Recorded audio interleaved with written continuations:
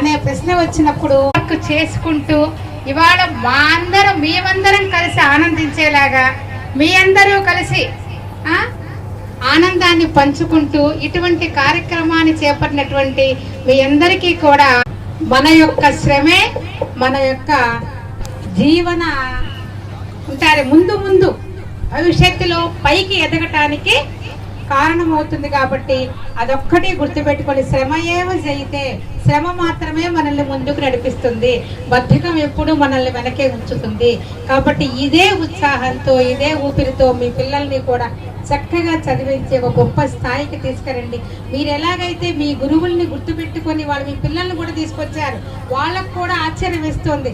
మా నాన్న వాళ్ళ గురువులే, మా అమ్మ వాళ్ళ గురువులే, వీళ్ళింత గుర్తుపెట్టుకొని తెచ్చారు. ఇదే సంస్కారం మనం పిల్లలకి నేర్పాలి. గురువును గుర్తుంచుకునే సంస్కారం ఎప్పుడైతే బిడ్డలకి వస్తుందో వాళ్ళు తమ జీవితంలో ఒక గొప్ప స్థాయికి ఎదుగుతారు. కాబట్టి ఆ సంస్కారాన్ని మీ పిల్లలకి ఇవ్వండి.